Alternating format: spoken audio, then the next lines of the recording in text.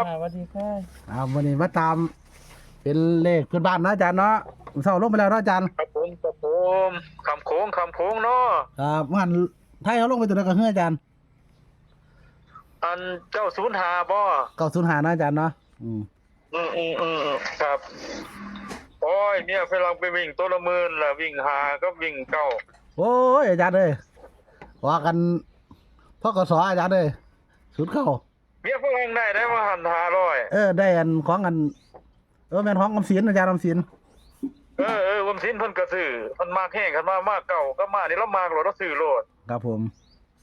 เราก็ได้500ว่าก็โทรมาบอก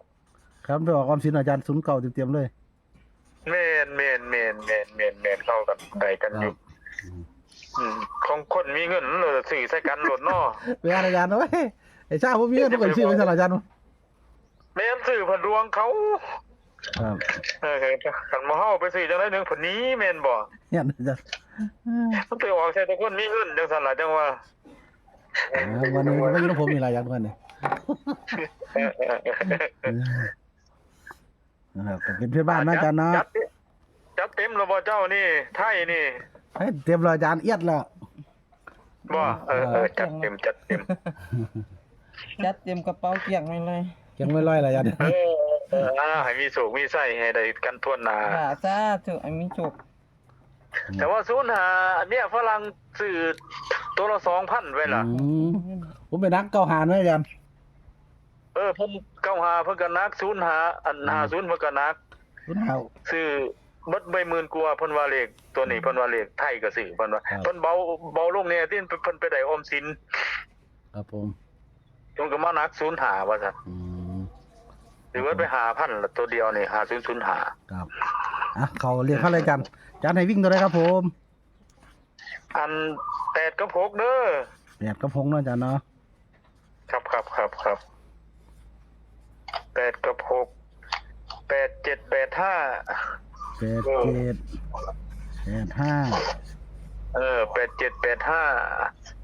6564เด้อกันไอ้9897ผมตัวนินเด้อล่าตัวนินเด้อครับผมอาจารย์นิน87ครับ85เด้อครับผมตัวรักตัวชอบตัวรักตัวชอบอาจารย์เนาะ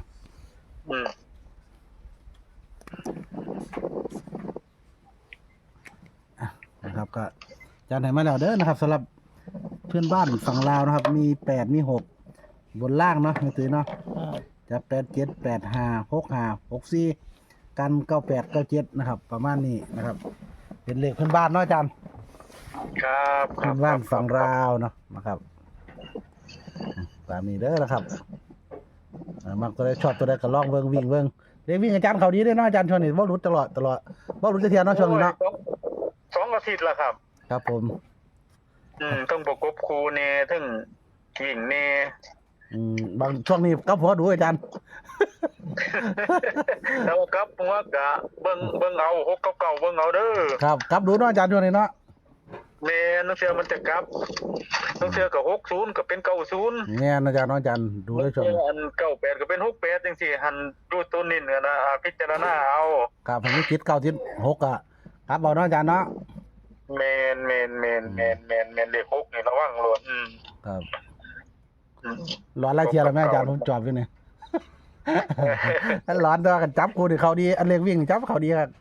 จับคู่ก็แม่นๆตรงๆมาหลายเที่ยอยู่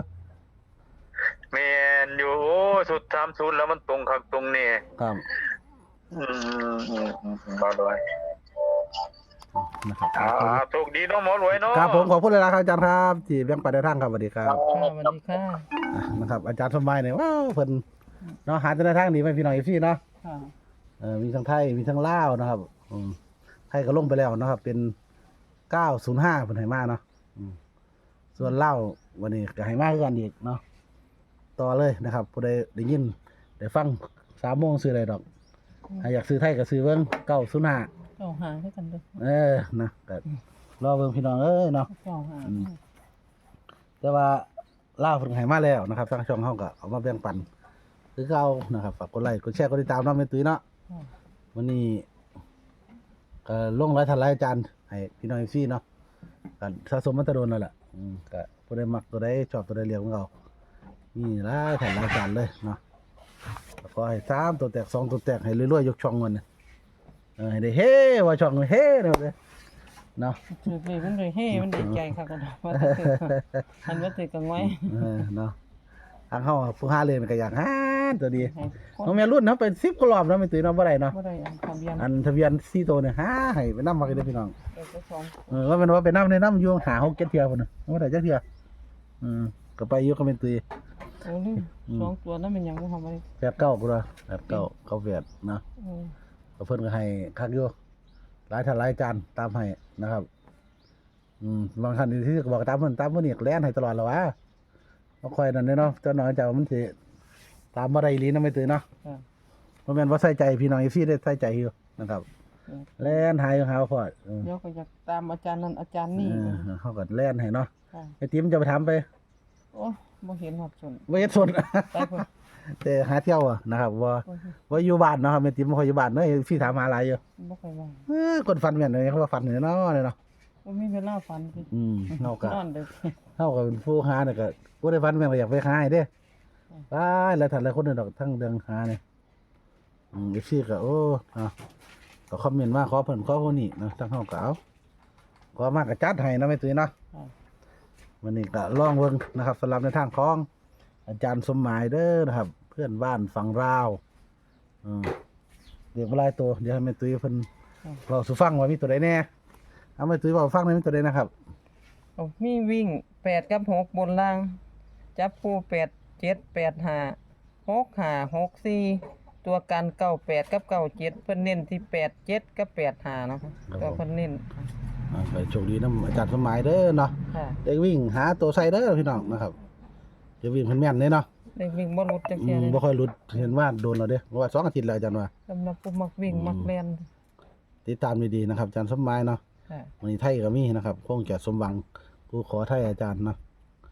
3ตัวแตก2ตัวแตกเด้อนะครับ1วันนี้ฝากกดไลค์กดแชร์2ช่องทางคือเก่าละหมอรวยช่วยได้นะครับไม่ตื้อรวยละวันเนาะ2ช่องนี้ก็ไปนํกันนะครับมัวแน่ไปนั่นแหละ ผิดบ่ถูก FC ก็ว่ารอจนขี้แตกขี้แตนเลยเนาะทางเฮาก็เน้นแบบ มันรอ สบายใจ มันรอภาษาไทยสิ เน้นให้สบายใจไว้เน้นซีเรียสนะเพราะเดี๋ยวว่าก็เอาแบบเนาะบ่ได้เป๊ะไปแล้วเนาะเฮ็ดแบบบ้านๆเฮานี่แหละไปหากันแบบบ้านๆนี่แหละเอาโมโหมวนกันนะครับ บ่ผิดบ่ถูกก็อย่าว่ากันเด้อ FC ก็ได้ขอโทษขออภัยหลาย มันบ่แข็งแรงไทยบ่แข็งแรงเว้าลาวตกไทยบ่ไทยตกลาวเอาสำหรับพี่น้องสวัสดีครั ๆ บ สวัสดีค่ะ